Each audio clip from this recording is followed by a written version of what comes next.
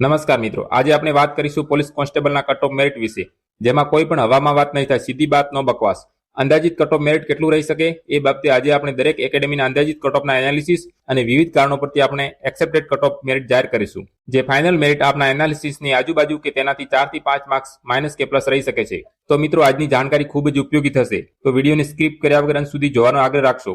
બીજું કે પોલીસ ભરતી બોર્ડ, ગૌણ સેવા કે જીપીએસસીમાં મનમાનીવાળા અધિકારીઓના આચરણના કારણે આજે અનેક ગરીબ કે મધ્યમ વર્ગના ઉમેદવારો એમની ખોખલી સિસ્ટમનો ભોગ બનતા હોય છે, જેની પણ દરેક બાબતનો પર્દાફાશ કરતો વિડીયો બનાવવામાં આવે છે. તો દરેક ઉમેદવાર આ વિડીયોને જોયા પછી એ વિડીયોને પણ અચૂકથી જોજો, જેની લિંક ડિસ્ક્રિપ્શન બોક્સમાં મૂકેલી છે. મિત્રો, ઘણા બધા એકેડેમી વાળા કે યુટ્યુબરો પોતાના મત મુજબ અલગ અલગ મેરિટની ધારણા કરતા હોય છે. કોઈ 85, કોઈ 90, કોઈ 100, કોઈ 115 કે કોઈ 125 પ્લસ પણ કહેતા હોય છે. પરંતુ મેરિટ ઘણું ઊંચું નહીં જાય, જેના વિવિધ કારણોની વાત કરીએ તો પ્રથમ વાત કે ભરતી બોર્ડના અધિકારીઓએ ઉમેદવાર ઉપર પ્રયોગ કરવામાં કઠિન પ્રશ્નપત્ર કાઢી નાખ્યું. માટે પ્રશ્નપત્ર કોન્સ્ટેબલના લેવલનું એટલે કે 12 પાસ પર હતું જ નહીં, પોસ્ટ ગ્રેજ્યુએશનના લેવલનું કહો તો પણ ચાલે. જે પીએસઆઈ પ્રશ્નપત્ર કરતા પણ કઠિન હતું. અહીં વધારે વિડીયોને લાંબો ન કરતા જેની સંપૂર્ણ માહિતી આગળના વિડીયોમાં મૂકેલી છે, ત્યાં જઈને તમે જોઈ શકો છો. બીજું કે આ લોકોએ પ્રશ્નપત્રમાં પાર્ટ એ અને પાર્ટ બી માં બંને વિભાગમાં 40% ક્રાઇટેરિયા મૂકેલો છે. માટે ઘણા બધા મિત્રોને કે બંને વિભાગમાં 40% માર્ક્સ એટલે કે પાસિંગ માર્ક્સ 32 + 48 એટલે કે 80 માર્ક્સ થવા જોઈએ. જેમને નહીં થતા હોય એ લોકો ડિસ્કોલિફાઈ ગણાશે.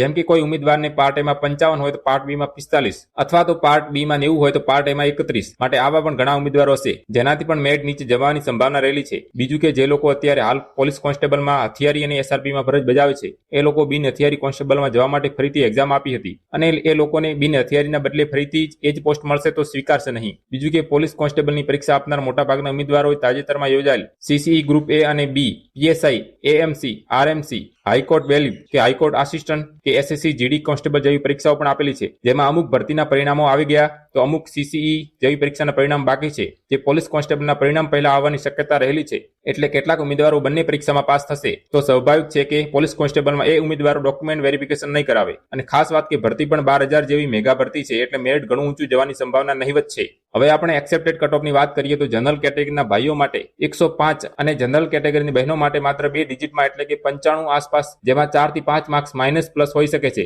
બાકીની કેટેગરીના ઉમેદવારો આ કટ ઓફથી 5 થી 7 માર્ક્સ નીચે ગણી લેવું. આની આજુબાજુ તમારે માર્ક્સ થતા હોય તો કોઈએ ચિંતા કરવાની જરૂર નથી. હજુ તો ફાઇનલ આન્સર કી આવશે, એટલે અમુક પ્રશ્નો સુધારવાની શક્યતાઓ છે. માટે હજુ પણ માર્ક્સ વધારો કે ઘટાડો થઈ શકે છે. જો ખૂબ જ ઓછા માર્ક્સ થતા હોય તો કોઈ પણ હતાશ થવાની જરૂર નથી. માટે આવનારી ભરતીમાં સારી એવી તૈયારી ચાલુ રાખો. જો આવનાર પરીક્ષામાં ભરતી બોર્ડ યોગ્ય અને લાયક પ્રશ્નપત્ર કાઢશે અને તમારી તૈયારી સારી હશે તો તમે પણ અવશ્ય પાસ થઈ જશો. માટે કોશિશ જારી રાખો. જો એવું લાગે કે આપણે બેરોજગાર જેવું ફીલ થાય અને ડિમોટિવેટ થઈ ગયા હોય અને કંઈ સૂચતું ન હોય તો જરૂરથી કોમેન્ટમાં જણાવો. તમારા માટે સરસ મજાનો વિડીયો બનાવી આપીશું. માટે કોઈ પણ જાતની ચિંતા કર્યા વગર ખુશ રહો, મસ્ત રહો, સ્વસ્થ રહો. ધન્યવાદ. જય હિન્દ.